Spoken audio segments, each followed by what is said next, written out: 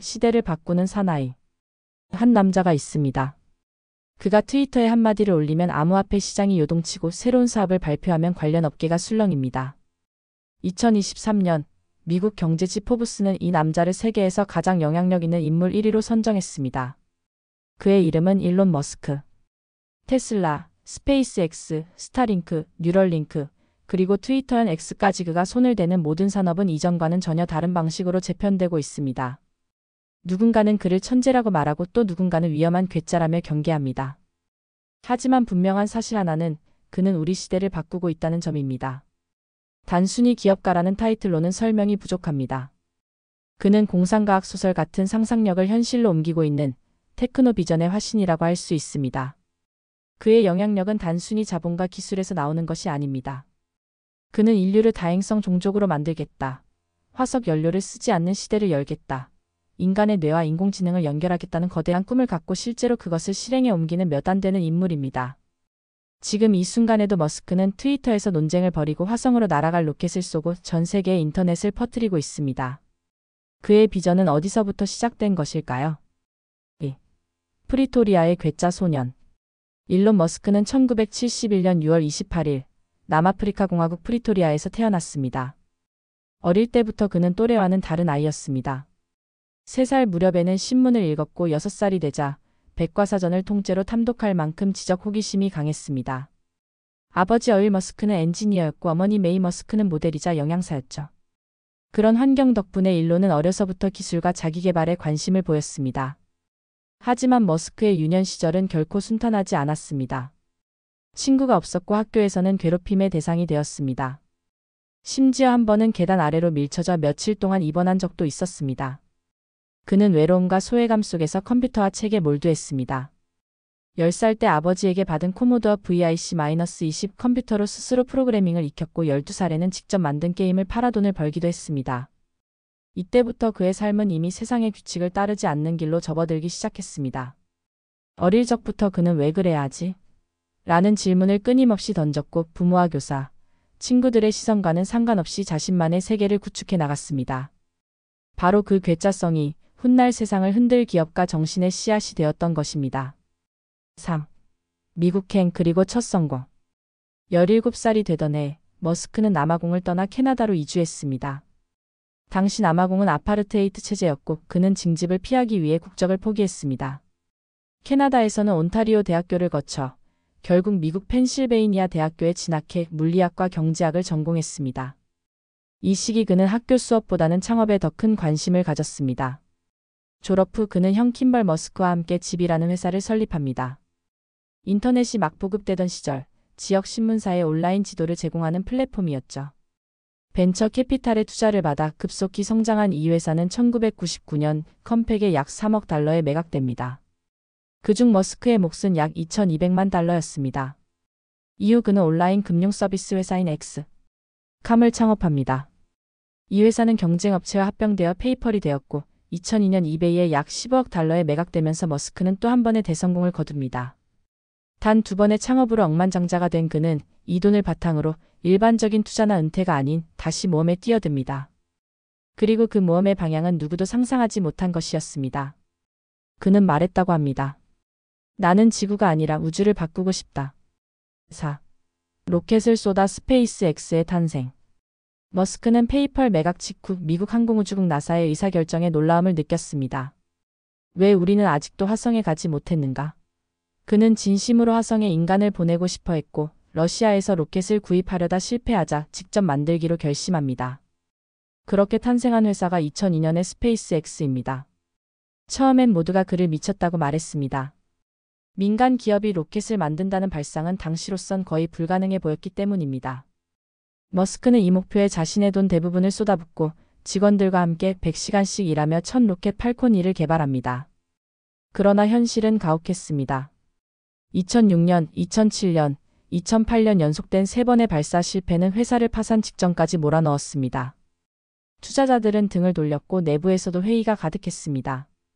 그는 마지막 남은 자금으로 4번째 발사를 강행합니다. 그리고 2008년 9월 마침내 성공. 나사는 스페이스X와 16억 달러 규모의 계약을 체결합니다. 이후 스페이스X는 점차 민간 우주 기업이라는 비웃음을 뒤집고 국제우주정거장에 물자를 보급하며 나사의 파트너로 자리매김합니다. 최근에는 재활용 로켓 기술과 스타쉽 개발로 또 다른 도약을 준비 중입니다. 그의 목표는 단순히 로켓을 쏘는 것이 아닙니다. 인간이 화성에서 살아가는 새로운 문명을 시작하는 것입니다. 테슬라와 전기차 혁명. 2004년 머스크는 한 전기차 스타트업에 투자자로 참여합니다. 이 회사가 바로 테슬라 모터스였습니다. 당시 전기차는 장난감 같은 차로 여겨졌고 석유 기반 자동차 산업에 비해 기술력도 부족했습니다. 하지만 머스크는 이 회사를 단순한 교통수단 기업이 아닌 에너지 혁신의 플랫폼으로 만들고자 했습니다. 그는 CEO로 취임한 뒤 첫 모델인 로드스터를 통해 전기차의 가능성을 증명합니다. 그리고 이어서 모델 S를 출시하면서 본격적으로 내연기관차와 경쟁하게 됩니다. 모델 S는 전기차 최초로 주행거리 400km를 돌파했고 성능과 디자인에서도 경쟁 브랜드들을 압도했습니다. 이후 모델 3, 모델 Y 등 대중용 모델을 선보이며 테슬라는 시장 점유율을 빠르게 늘려갑니다. 테슬라의 성공은 단순히 자동차 판매에 그치지 않았습니다. 머스크는 배터리 기술, 자율주행, 에너지 저장 시스템 등 다양한 분야에 걸쳐 새로운 패러다임을 제시했습니다. 그는 전기차는 자동차가 아니라 움직이는 컴퓨터다라는 발언으로 기술 중심 기업으로의 정체성을 강조했죠. 오늘날 테슬라는 단순한 자동차 회사가 아닙니다. 글로벌 에너지 전환의 선두주자이며 세계 자동차 시장의 방향을 바꿔놓은 혁신 기업입니다. 그리고 이 모든 중심에는 불가능을 밀어붙이는 한 남자, 머스크가 있습니다. 6. 뉴럴링크, 스타링크 그리고 트위터. 테슬라와 스페이스X 외에도 머스크는 다양한 영역으로 손을 뻗고 있습니다. 그 중 하나가 뉴럴링크입니다. 2016년 설립된 이 회사는 인간의 뇌에 소형 칩을 이식해 컴퓨터와 직접 연결하는 기술을 개발하고 있습니다. 초기에는 의료 목적으로 시작됐지만 궁극적으로는 인간과 인공지능의 통합을 목표로 합니다.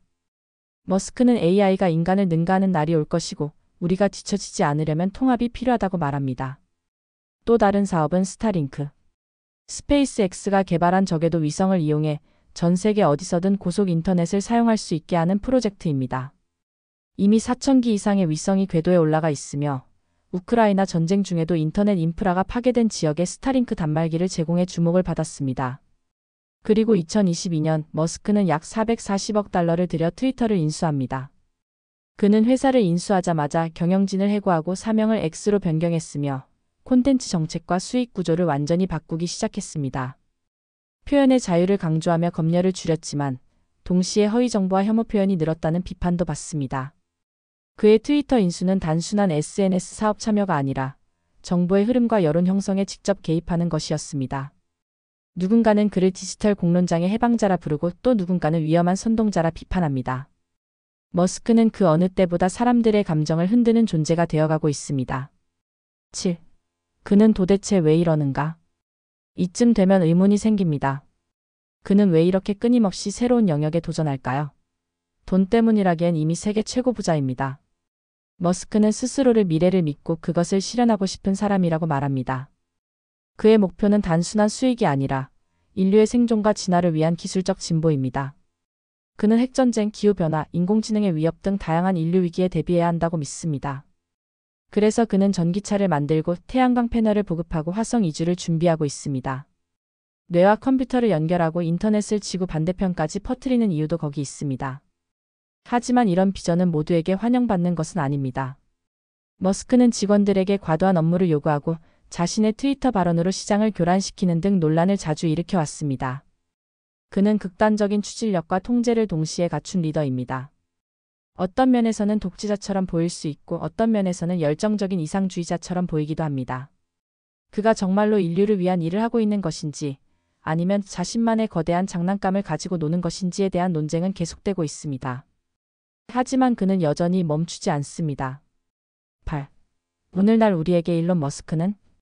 2020년대 일론 머스크는 그 자체로 하나의 현상이 되었습니다. 그는 경제, 기술, 정치, 문화 모든 영역에 영향력을 행사하는 인물입니다. 테크노킹이자 인플루언서이며 도발자입니다. 그가 선택한 기술이 미래가 되고 그가 말하는 아이디어가 정책에 영향을 줍니다. 하지만 머스크는 단지 권력을 가진 기술자 그 이상입니다. 그는 사회가 나아가야 할 방향을 제시하는 동시에 기존의 질서를 해체하는 역할도 수행하고 있습니다. 전기차, 우주산업, 인공지능, 자유표현의 미래 등 우리는 그의 의사결정에 직간접적으로 영향을 받고 있으며 앞으로도 그럴 가능성이 큽니다. 그는 불완전합니다. 때로는 경솔하고 과장되며 분열적입니다. 그러나 동시에 그의 비전과 추진력은 세상에 새로운 가능성을 던지고 있습니다.